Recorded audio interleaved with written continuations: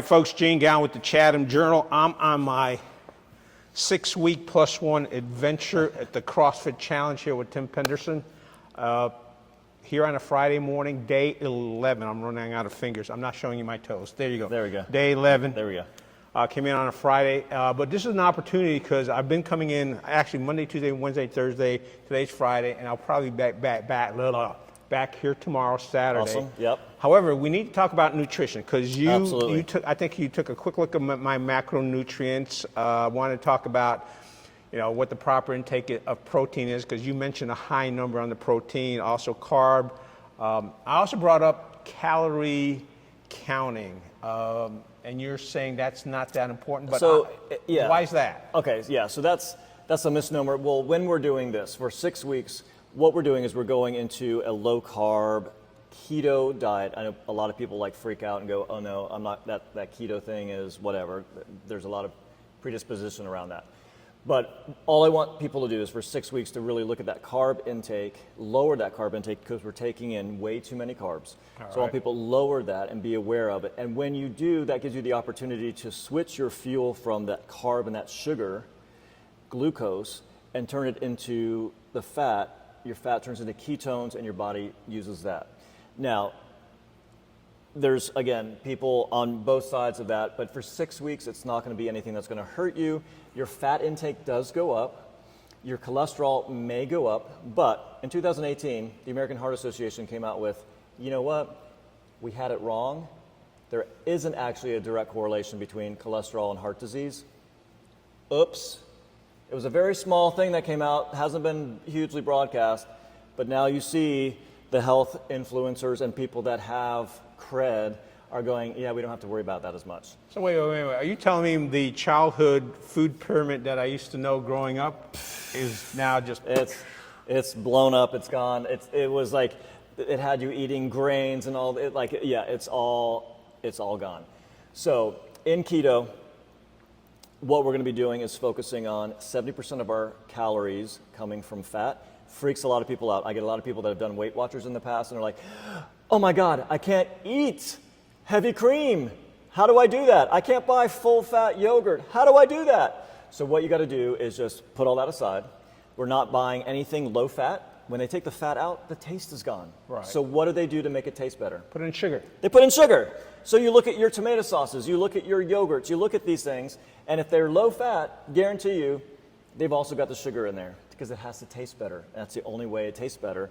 So when you take fat away, so when they stopped using tallow, which was beef fat at McDonald's, it used to be potatoes and tallow. Now they had to start using the seed oils because, the tallow is bad, it's going to kill you. And now they have 22 ingredients in their French fries. 22 ingredients, plus it's a GMO potato that they've done all kinds of weird things to. So the thing is with this is there's a lot of things. So a lot of things that we uncover through this challenge. We're going to be looking at all the labels. We want to know what we're bringing into our bodies. So when you can't pronounce some of that stuff in there, that means you probably shouldn't be eating it.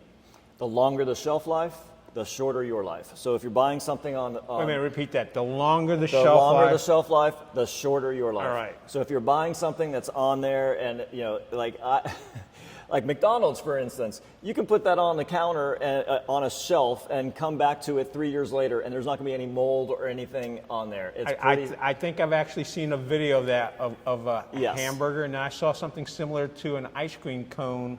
Not going to name the brand, but it just sat there and just sat there. Just name the brand. Why not? Let's call these people out. Well, it's a brand a lot of folks. I forget. It's one of those ice cone. Oh yeah, one of those. Cones. Yeah. Oh God, I saw And that. when you look at the ingredients, those snow cones, and there's no natural ingredients in it whatsoever. There's no cream in it anymore. It's completely chemical. So chemicals don't grow mold. They don't go bad. So that's the problem.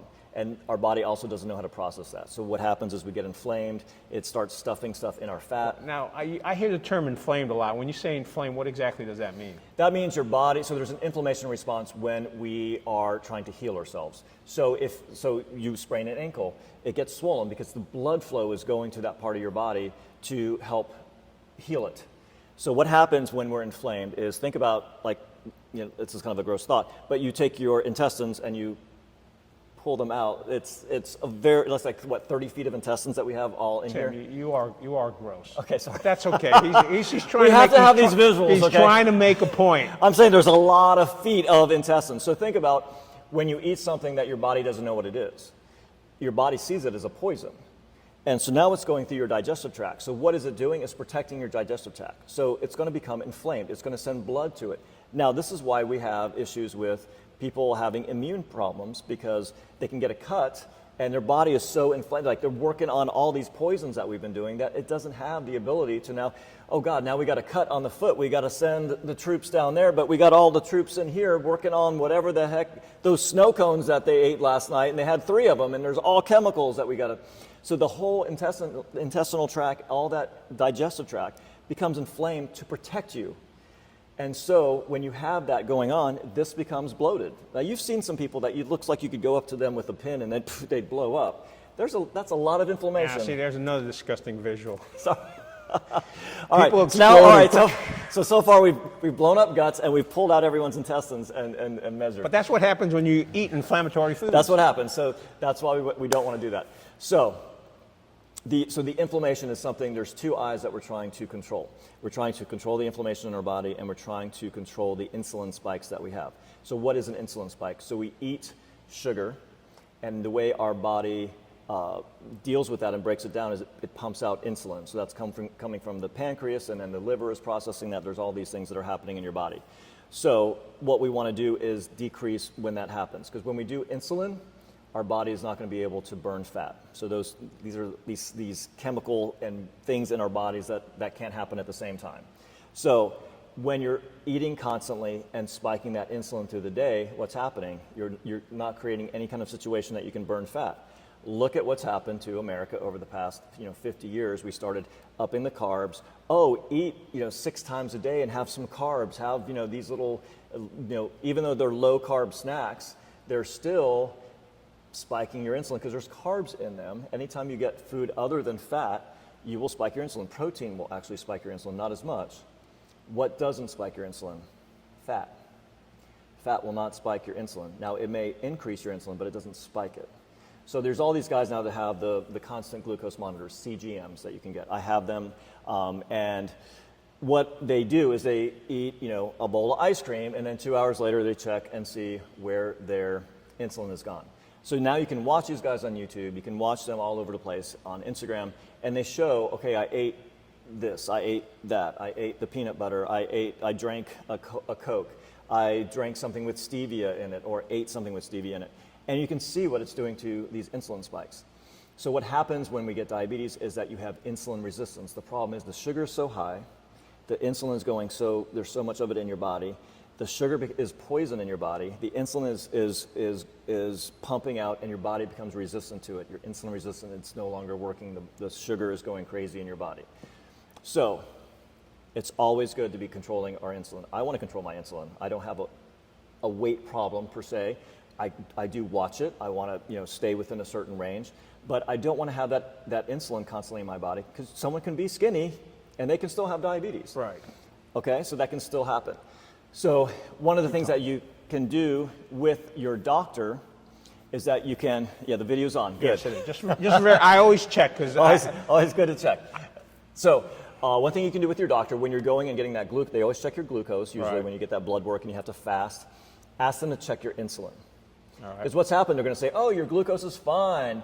And that person's got a belly, they've got some discoloration on their legs because they actually don't have the blood flow, they're starting to get neuropathy, and they're like, oh, your glucose is fine. Well, check my insulin. Their insulin may be way up here, and the only reason why their glucose is okay, because that insulin is spiking up like crazy, and they're on their way to insulin resistance. So you need to get both of them. There are 2 things that you need to get at the same time. So get that insulin checked. It's only like a $25 test. It probably is covered by your insurance, but they have to request it. It's not something they do on a regular basis. So insulin test. Yeah, so insulin test. All right, let's okay. backtrack. We're backtracking to the challenge. We kind of went off on a good tangent, mind you, but I'm all about those rabbit holes and getting us. No, that's okay. It's more information. So we were talking about the calories. So we're not focusing as much on the calories. We're focusing on, and it's funny, I just drew it over here for Amy, who just left, has also lost 10 pounds in the past couple weeks. So we're looking at that macro pie, And so if you're looking at the calories that you take in, 70% of those calories are going to be coming from fat.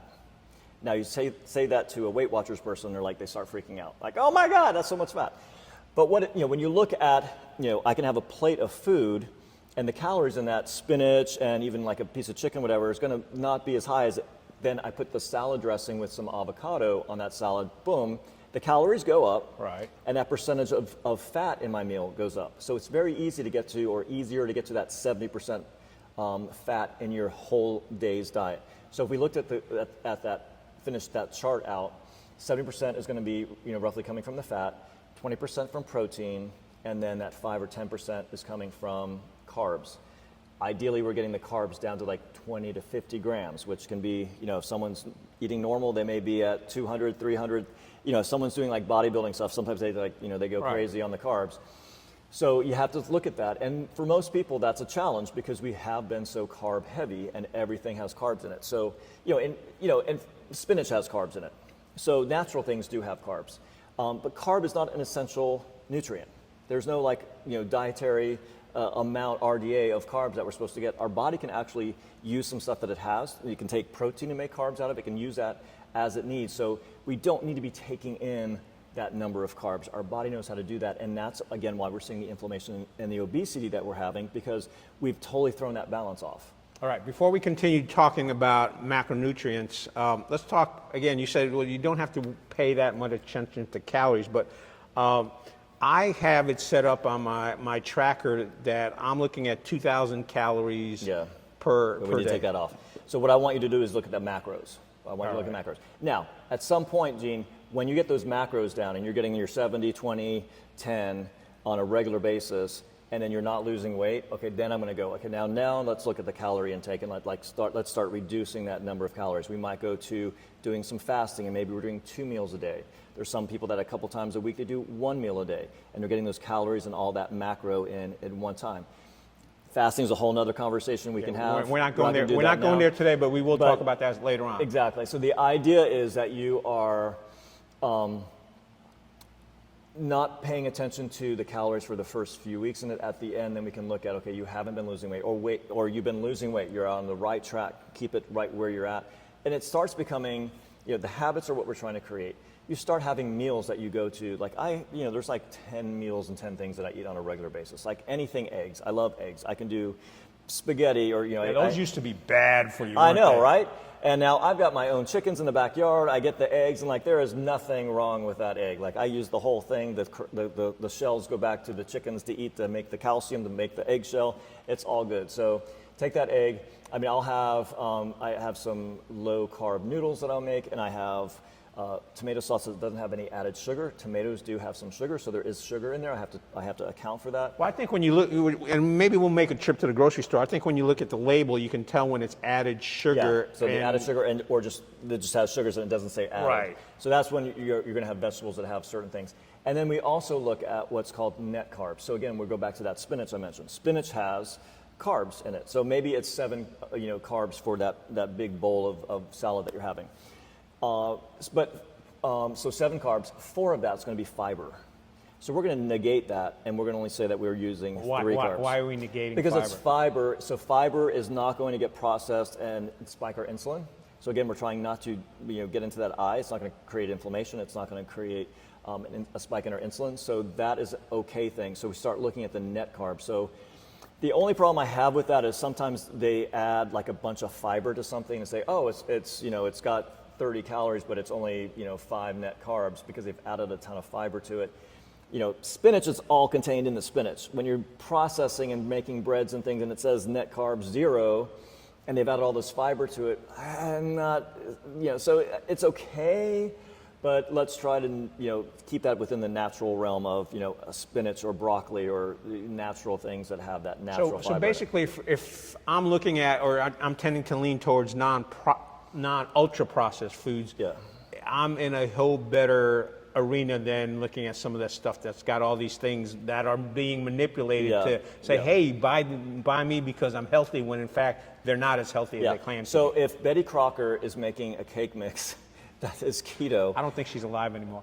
Yeah, well, I think there was an original she Betty died of Crocker. heart disease and cancer and all kinds of things if she did, because she ate her own food. She didn't take the 6-week challenge. She was eating Crisco, and she didn't do keto in the 6-week challenge.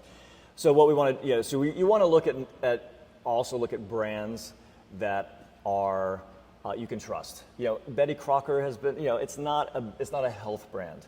So you want to stay away from these health brands that are trying to go on the keto kick. So keto is not a brand. Keto is not a diet. It is a way of living. It was originally found and created for people that had epilepsy. It actually decreases those epileptic seizure episodes. And so it's been a natural thing. It's been around for 100 years. So people think, oh, this new fad of keto. Keto is not a fad. Keto's been around for now it's past 100 years, and it's a lifestyle. It's a way of eating, and again, it's something that we can try for 6 weeks of just lowering those carbs, and see what it does to our body. Because we were trying to get rid of that inflammation. We're trying to get rid of that processed food. We're trying to get rid of that stuff that just isn't right for us and has other stuff in it, and to be aware.